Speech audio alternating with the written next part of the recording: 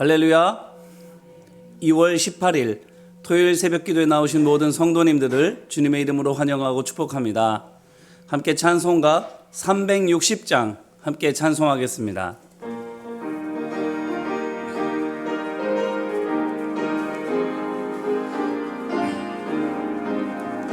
행군 나팔 소리에 주의 호령 났으니 십자가의 군기를 높이 들고 나가세 선한 싸움 다 싸우고 의의 면류관 받았으리라. 선한 싸움 다 싸우고 의의 면류관 예루살렘 성에서 면류관 받으리. 저 요단강 건너 우리 싸움 마치는 날 의의 면류관 예루살렘 성에서 악한 마귀 권세를 모두 깨쳐버리고 승리하신 주님과 승전가를 부르세 선한 싸움 다 싸우고 의의 면류관 받았으리라. 선한 싸움 다 싸우고 의의 면류관 예루살렘 성에서 면류관 받으리.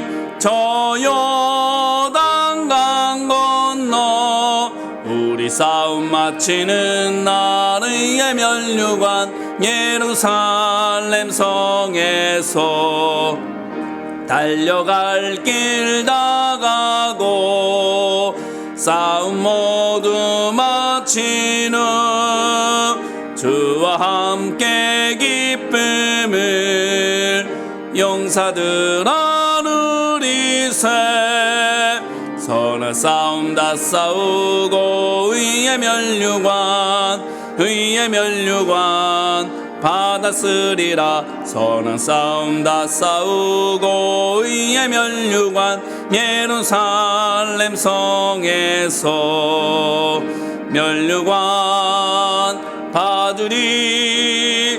저 요단강 건너 우리 싸움 마치는 날 의의 면류관 예루살렘 성에서. 아멘.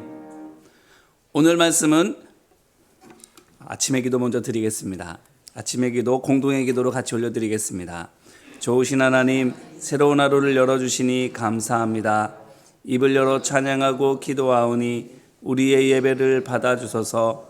은혜의 하나님, 생명의 말씀을 허락하시니 감사합니다. 말씀을 의지하여 살게 하시고 주님을 닮아가게 하소서. 자비의 하나님, 늘 동행하여 주시니 감사합니다. 사랑과 용서의 마음으로 살게 하소서. 언제 어디서나 평화의 도구로 살게 하소서. 가정과 이웃 그리고 일터에 주님의 기쁨이 되게 하소서. 예수 그리스도여, 우리에게 자비를 베푸소서. 예수님의 이름으로 기도합니다. 아멘. 오늘 말씀은 창세기 42장입니다. 창세기 42장 말씀 낭독자는 김명희 집사님입니다. 42장. 그때 야곱이 애굽에 곡식이 있음을 보고 아들들에게 이르되 너희는 어찌하여 서로 바라보고만 있느냐. 야곱이 또 이르되 내가 들은즉 저 애굽에 곡식이 있다 하니 너희는 그리로 가서 거기서 우리를 위하여 사오라. 그러면 우리가 살고 죽지 아니하리라 하매 요셉의 형 10사람이 애굽에서 곡식을 사려고 내려갔으나 야곱이 요셉의 아우 베냐민은 그의 형들과 함께 보내지 아니하였으니 이는 그의 생각에 재난이 그에게 미칠까 두려워함이 아니었더라. 이스라엘의 아들들이 양식 사러 간 자 중에 있으니 가나안 땅에 기근이 있음이라. 때에 요셉이 나라의 총리로서 그 땅 모든 백성에게 곡식을 팔더니 요셉의 형들이 와서 그 앞에서 땅에 엎드려 절하매 요셉이 보고 형들인 줄을 아나 모르는 체하고 엄한 소리로 그들에게 말하여 이르되 너희가 어디서 왔느냐. 그들이 이르되 곡물을 사려고 가나안에서 왔나이다. 요셉은 그의 형들을 알아보았으나 그들은 요셉을 알아보지 못하더라. 요셉이 그들에게 대하여 꾼 꿈을 생각하고 그들에게 이르되 너희는 정탐꾼들이라 이 나라의 틈을 엿보려고 왔느니라. 그들이 그에게 이르되 내 주여 아니니이다. 당신의 종들은 곡물을 사러 왔나이다. 우리는 다 한 사람의 아들들로서 확실한 자들이니 당신의 종들은 정탐꾼이 아니니이다. 요셉이 그들에게 이르되 아니라 너희가 이 나라의 틈을 엿보러 왔느니라. 그들이 이르되 당신의 종 우리들은 열두 형제로서 가나안 땅 한 사람의 아들들이라. 막내 아들은 오늘 아버지와 함께 있고 또 하나는 없어졌나이다. 요셉이 그들에게 이르되 내가 너희에게 이르기를 너희는 정탐꾼들이라 한 말이 이것이니라. 너희는 이같이 하여 너희 진실함을 증명할 것이라. 바로의 생명으로 맹세하노니 너희 막내 아우가 여기 오지 아니하면 너희가 여기서 나가지 못하리라. 너희 중 하나를 보내어 너희 아우를 데려오게 하고 너희는 갇히어 있으라. 내가 너희의 말을 시험하여 너희 중에 진실이 있는지 보리라. 바로의 생명으로 맹세하노니 그리하지 아니하면 너희는 과연 정탐꾼이라 하고 그들을 다 함께 3일을 가두었더라. 사흘 만에 요셉이 그들에게 이르되 나는 하나님을 경외하노니 너희는 이같이 하여 생명을 보존하라. 너희가 확실한 자들이면 너희 형제 중 한 사람만 그 옥에 갇히게 하고 너희는 곡식을 가지고 가서 너희 집안에 굶주림을 구하고 너희 막내 아우를 내게로 데리고 오라. 그러면 너희 말이 진실함이 되고 너희가 죽지 아니하리라 하니 그들이 그대로 하니라. 그들이 서로 말하되 우리가 아우의 일로 말미암아 범죄하였도다. 그가 우리에게 애걸할 때 그 마음의 괴로움을 보고도 듣지 아니하였으므로 이 괴로움이 우리에게 임하도다. 르우벤이 그들에게 대답하여 이르되 내가 너희에게 이 아이에 대하여 죄를 짓지 말라고 하지 아니하였더냐. 그래도 너희가 듣지 아니하였느니라. 그러므로 그의 핏값을 치르게 되었도다 하니 그들 사이에 통역을 세웠으므로 그들은 요셉이 듣는 줄을 알지 못하였더라. 요셉이 그들을 떠나가서 울고 다시 돌아와서 그들에게 말하다가 그들 중에 시므온을 끌어내어 그들의 눈앞에서 결박하고 명하여 곡물을 그 그릇에 채우게 하고 각 사람의 돈은 그의 자루에 도로 넣게 하고 또 길 양식을 그들에게 주게 하니 그대로 행하였더라. 그들이 곡식을 나귀에 싣고 그곳을 떠났더니 한 사람이 여관에서 나귀에게 먹이를 주려고 자루를 풀고 본즉 그 돈이 자루 아귀에 있는지라. 그가 그 형제에게 말하되 내 돈을 도로 넣었도다. 보라 자루 속에 있도다. 이에 그들이 혼이 나서 떨며 서로 돌아보며 말하되 하나님이 어찌하여 이런 일을 우리에게 행하셨는가 하고 그들이 가나안 땅에 돌아와 그들의 아버지 야곱에게 이르되 그들이 당한 일을 자세히 알리어 아뢰되 그 땅의 주인인 그 사람이 엄하게 우리에게 말씀하고 우리를 그 땅에 대한 정탐꾼으로 여기기로 우리가 그에게 이르되 우리는 확실한 자들이요 정탐꾼이 아니니이다.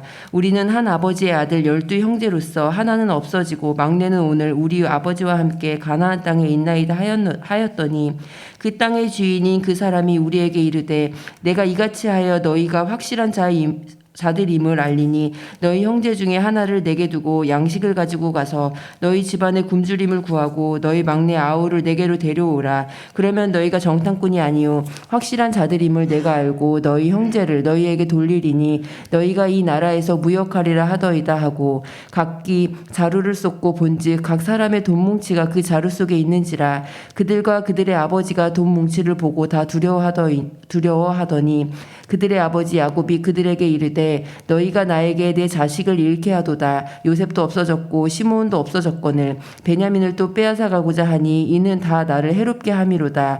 르우벤이 그의 아버지에게 말하여 이르되 내가 그를 아버지께로 데리고 오지 아니하거든 내 두 아들을 죽이소서. 그를 내 손에 맡기소서. 내가 그를 아버지께로 데리고 돌아오리이다.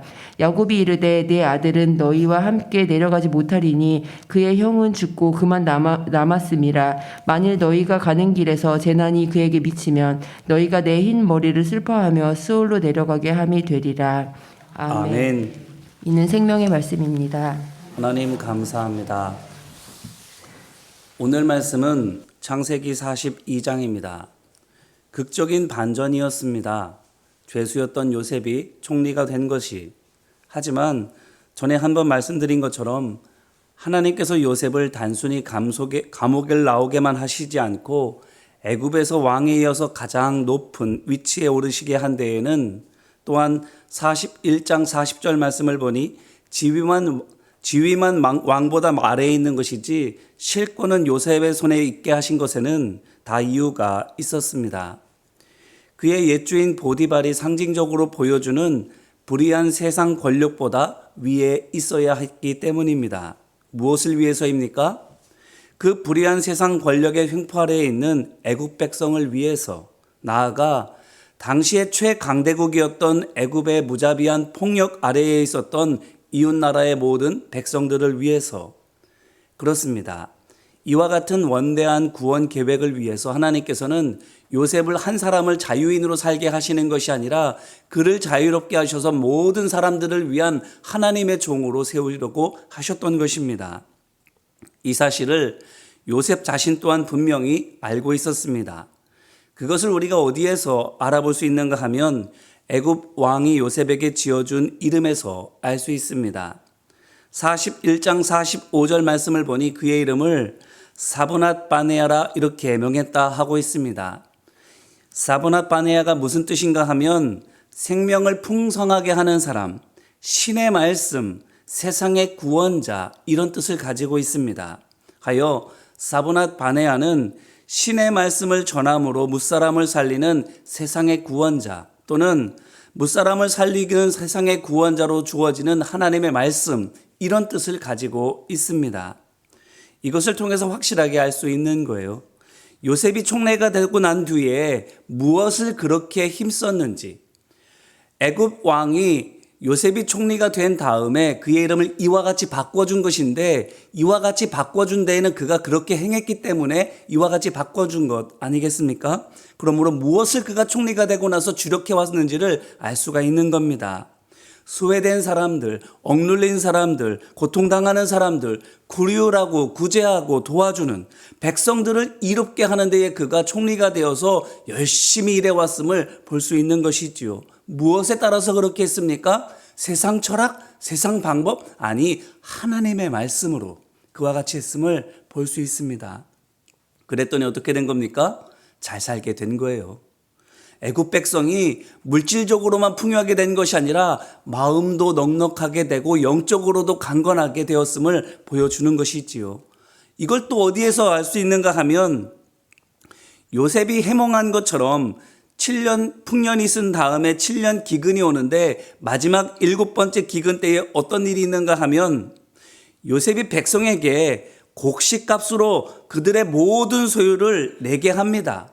그때 백성들이 원망하면서 난을 일으키기는커녕 어떻게 하는가 하면 이구동성으로 감사해요. 오히려 외국왕의 종이 되겠다고 자청해요. 이런 것을 통해서 우리가 볼 수 있어요. 이 이야기가 창세기 47장 25절에 나오는 말씀인데 보셔요. 이제껏 잘 살게 해 주었어도 사람이 굶게 되면 그때까지의 은혜는 까맣게 있는 게 당연지사입니다.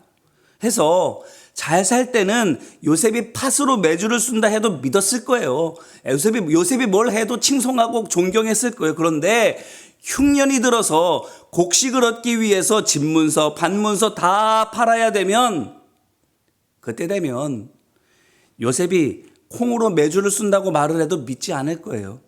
신경이 날카로워져서 여태껏 칭찬하던 요셉을 향해서 거꾸로 원망하고 비난했을 거예요. 보통 사람들 다 그래요. 그런데 애굽 백성은 안 그러는 겁니다. 되려 47장 25절 말씀을 보니까 뭐라고 말하는가 하면 주께서 우리를 살리셨다. 우리가 주의 은혜를 입었다. 이렇게 말하면서 오히려 요셉에게 감사합니다. 자기네 집문서 다 갖다 바치면서, 자기네 반문서 다 갖다 바치고 자기네 집에 있는 거 다 갖다 바치면서 그런 얘기를 해요. 곡식 사려고 요셉에게 재산 다 줘서 집안 거덜났는데도 이렇게 말하는 겁니다. 그뿐 아니에요. 바로의 종이 되겠나이다 이렇게 자청해서 종이 되겠다고 말하는 거예요. 자유인인데, 평민인데 스스로 자청해서 종이 되겠다라고 말하고 있는 겁니다. 이게 뭘 보여준다고요? 가진 거 하나도 없어도 내 신분이 비천하게 되어도 괜찮다라는 거예요. 애굽 백성들이 뭐만 있으면, 누구만 있으면, 요셉 총리님만 함께 계시면 우리는 괜찮습니다. 이 얘기예요.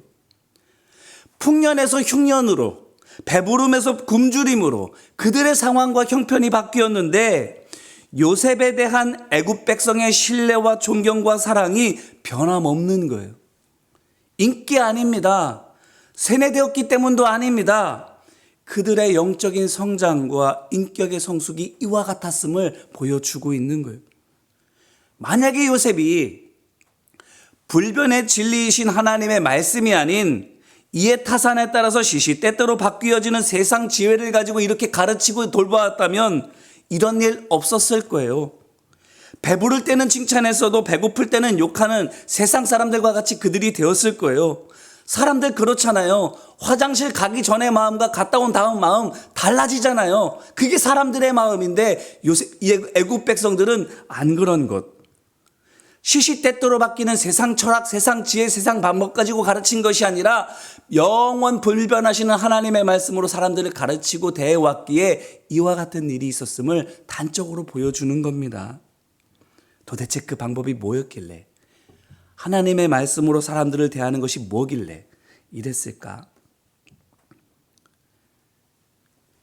애굽 백성들이 요셉을 4분의 반에하로 진리의 말씀으로 나를 살려주는 나의 구원자로 그렇게 믿고 신뢰하고 사랑하고 있는데 도대체 그가 한 방법이 무엇이었을까 궁금해지지 않습니까? 오늘 말씀을 보세요. 7년 풍년이 있은 다음에 흉년이 시작되는데 애굽만 그런 게 아니에요. 주변에 있는 나라들도 다 그렇습니다.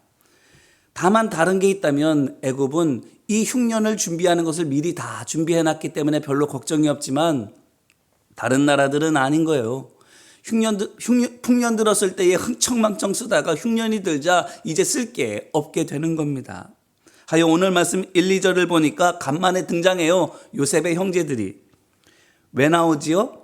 식량이 떨어져서 이제 식량을 사야 되기 때문에 이제 이들이 나오기 시작합니다. 야곱의 아들들이, 요셉의 형들이 이제 애굽으로 오는 거예요. 식량 사려고. 그런데 4절 말씀을 보니까 막내인 베냐민은 같이 오지 않습니다. 왜 그렇지요? 4절 후반부 말씀을 보니 이는 그의 생각에 재난이 그에게 미칠까 두려워함이었더라 이렇게 말하고 있기 때문이죠. 아버지 야곱이 막내 아들 베냐민을 보내지 않는데 이유인즉슨 그 또한 죽을까 봐 걱정해서입니다. 요셉처럼 베냐민도 해를 당할까 봐 염려해서 안 보내고 있는데 오늘 말씀 보세요. 어떻게 흘러가고 있습니까? 이야기의 방향이 베냐민을 안 데려오면 안 되는 방향으로 오고 있습니다.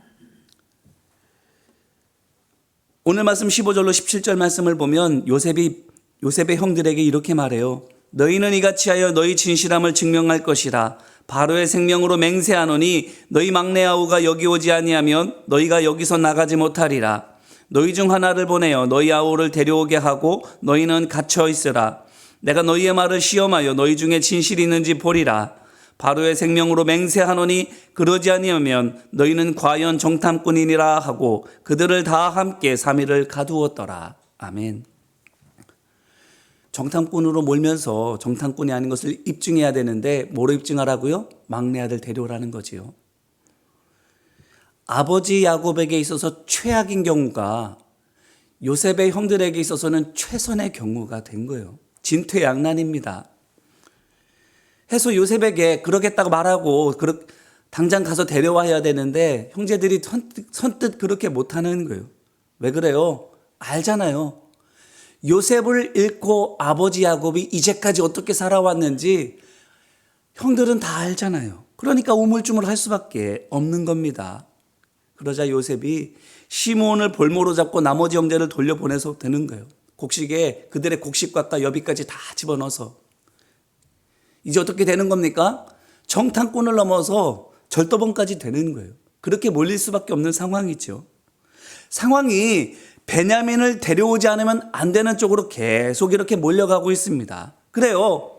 요셉의 형들 꼼짝없이 걸렸어요. 안 데리고 올 수 없어요. 자, 이것을 통해서 우리가 무엇을 할 수 있습니까? 내가 지은 죄, 그 죄값 치를 때가 반드시 온다라는 겁니다. 하나님, 다른 거는 몰라도 죄에 관해서는 그냥 지나치시는 법이 없어요. 값 치르게 하세요. 반드시. 그 빌미가 흉년입니다. 흉년 들지 않았으면 요셉의 형들이 애굽에 오기나 했겠습니까? 흉년을 통해서 하나님께서는 요셉의 형들로 하여금 죄값을 꼭 치르게 하시는 거예요.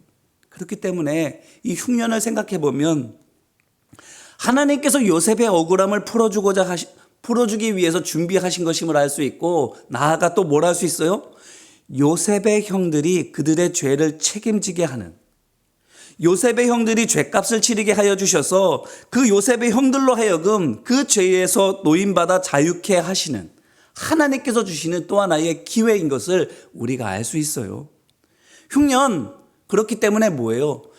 요셉에게도 하나님의 주시는 선물이요, 요셉의 형들에게 있어서도 죄로부터 회복되어지도록 하나님께서 주시는 선물인 것을 알 수 있어요.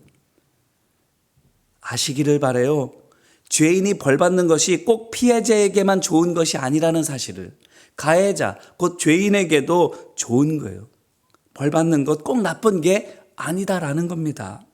물론 창피하기도 창피하고 아프기도 아픈 건 맞아요. 그런데 보세요. 창피하고 아픈 것보다 뭐가 더 힘든 거예요? 죄책감. 그 죄책감을 벗을 수 있는, 그래서 참 자유를 얻을 수 있는 길, 그게 바로 그 벌을 받는 것이다 라는 겁니다. 벌은 분명 부끄럽고 아픈 것이지만 받고 나면 그 뒤로는 자유예요. 그 자유가 뭡니까? 구원이잖아요. 그렇기 때문에 하나님께서 죄인으로 하여금 자신의 죄책을 직면하게 하시는 것, 죄값을 치르게 하시는 것, 괴롭히기 위해서가 아니에요. 벌을 위한 벌이 아니에요. 죄짐을 벗겨주시는, 그래서 하나님의 백성된 본래의 신분을 회복하게 하기에 쓰기는 몹시 쓰지만 몸에는 좋은 약인 거예요. 자, 그런데 보세요. 요셉이 형들로 하여금 그들의 죄가를 생각하게 하고 책임도 지도록 이 상황들을 쫙 끌어가고 있는데, 약먹게 하는데, 검사나 재판장 같이 정죄하고 비난해서 그렇게 하고 있습니까? 오늘 말씀을 쭉 보면 스스로 깨닫도록, 자기가 결단해서 자신의 잘못을 책임지도록 그 상황을 이렇게 끌어가고 있는 것들을 볼 수 있게 돼요. 보세요. 요셉의 형들이 자기들이 지은 자기들의 죄를 스스로 떠올리면서 진심으로 자기들이 지은 죄를 뉘우치며 괴로워합니다. 21절 말씀이에요. 21절 말씀 우리 같이 읽어볼까요? 21절 말씀. 그들이 서로 말하되 우리가 아우의 일로 말미암아 범죄하였도다. 그가 우리에게 애걸할 때에 그 마음의 괴로움을 보고도 듣지 아니하였으므로 이 괴로움이 우리에게 임하도다. 아멘. 내가 한 잘못 떠올리면서 내가 얼마나 많은 잘못을 했는지를 스스로 생각하고 괴로워합니다. 자, 그뿐만이 아니에요. 그들이 몸소 내게 있는 가장 귀한 것을 희생해서라도 책임지려고 하고 있어요. 37절 말씀. 37절 말씀 같이 읽어보겠습니다. 르우벤이 그의 아버지에게 말하여 이르되 내가 그를 아버지께로 데리고 오지 아니하거든 내 두 아들을 죽이소서. 그를 내 손에 맡기소서. 내가 그를 아버지께로 데리고 돌아오리이다. 아멘. 보세요. 요셉 형들이 자기들의 죄를 스스로 깨닫고 스스로 몸소 책임지도록, 등 떠밀려서 마지못해 하는 게 아니라, 무서워서 억지로 하는 것이 아니라 스스로 결자해지하게 하도록 도와주고 있는 거예요. 그렇기 때문에 이것이 무엇입니까? 요셉이 이제껏 총리로서 해온 일, 사브낫 바네아가 된 일이 바로 이것임을 우리에게 보여주고 있는 거예요. 백성을 이런 모습으로 다스려 왔음을 보여주고 있습니다. 자, 그러면 생각해 보세요. 너 죄인이야. 너 잘못했어. 몇 대 맞을래? 이렇게 하면서 윽박지르고 비난하고 정죄하면서 다스리는 것이 아니라 스스로 깨닫도록, 몸소 책임지도록 이렇게 요셉이 백성들을 다스리고 이끌어오고 있는데 그렇게 하면 사람이 바뀔까요? 안 바뀔까요? 오늘 말씀은 우리에게 말해주고 있습니다. 보라고. 하나님의 하자도 모르는 애굽 사람들도 그렇게 하니까 바뀌지 않느냐고 말해주고 있는 거예요. 이제 이 말씀으로 우리 자신을 돌아보기를 바라요. 사브낫 바네아라고 불렸던 요셉, 하나님의 말씀으로 무사람을 살리고 구원하는 하나님의 종 요셉, 이교도인 우상 숭배자들인 애굽 백성들을 뭐같이 바꿔놓고 있어요? 하나님의 백성같이 바꿔놓고 있어요. 세상 사람들이었다면 상황 환경 바뀌면 입장 바뀌어서 욕하는 걸로 바뀌었을 텐데 상황과 형편이 바뀌어도 여전히 신뢰하고 여전히 존경하고 여전히 사랑하고 있는 애굽 백성들, 하나님의 백성들 모습이잖아요. 세상 사람들은 조석 변개해요. 이해타산에 맞춰서 생각을 바꾸고 입장을 바꿔요. 하지만 하나님의 사람들은 어떻습니까? 절대자 하나님을 믿기 때문에 환경 바뀌었다고 하나님에게 등지지 않잖아요. 사람 원망하고 비난하지 않잖아요. 그게 하나님의 백성이잖아요. 애굽 백성들 하나님의 하자도 몰라요. 그런데 하나님의 종 요셉이 그들을 다스리니까 그 사람들이 하나님의 백성같이 되어지고 있어요. 자, 그렇다면 우리는 어떤가요? 하나님의 말씀을 맡아서 하나님의 말씀으로 가정에서 일터에서 세상에서 하나님의 말씀에 따라서 다스리고 하나님의 말씀에 따라서 가르치고 하나님의 말씀에 따라서 일하는 사람인데 그렇게 사브낫 바네아로 살아가고 있습니까? 그래서 사브낫 바네아로 살아서 하나님의 하자도 모르는 사람들이라 할지라도 그들을 하나님의 백성같이 되게 이끌어가고 도와주고 있습니까? 만약에 그렇지 못하다면 우리가 먼저 사브낫 바네아가 되어야 되는데 사브낫 바네아가 되려면 어떻게 해야 돼요? 영혼을 살리고 세상을 구원하려면 어떻게 해야 돼요? 요셉처럼 해야죠. 요셉이 어떻게 했죠? 하나님의 말씀이 그의 기준. 말 한마디를 해도 하나님의 말씀 따라. 행동 하나를 하더라도 하나님 말씀대로. 일 하나를 하더라도 하나님의 원칙에 따라. 하나님의 방법에 따라 해왔던 것. 그게 요셉이잖아요. 고로 오늘 우리가 사브낫 바네아로 살기 위해서 먼저 하나님의 말씀을 우리 자신의 기준으로 삼으시기를 소망하고 축복합니다. 총립이 되면 그때부터 아니에요. 노예같이 낮은 그때부터입니다. 감옥같이 꽉 막혀있는 상황에서부터입니다. 지금 이곳에서부터 우리가 하나님의 말씀을 기준으로 삼아야 되는 거예요. 그러하기에 이 시간 하나님이 아닌 다른 것을 우리의 기준으로 삼고 있다면 그것을 모두 내려놓는 회개의 시간이 되기를 바랍니다. 또한 모든 것을 내려놓고 하나님의 말씀을 우리의 마음의 중심에 모셔드리면서 사브낫 바네아로 살아가겠다라고 결단하는 이 시간이 되시기를 주님의 이름으로 기원합니다. 그렇게 함으로 말미암아 오늘부터 이곳에서부터 우리가 있는 모든 곳부터 사브낫 바네아로 살아가게 되시기를, 그렇게 사브낫 바네아로 살아감으로 말미암아 애굽 백성 같은 사람들도 우리로 인해서 거룩한 하나님의 백성답게 되어져가는, 하나님 앞에 무릎 꿇고 하나님 말씀 따라 살아가는 하나님의 백성으로 바꾸어 나아가는 이 구원의 역사가 있게 되시기를 주님의 이름으로 축원합니다.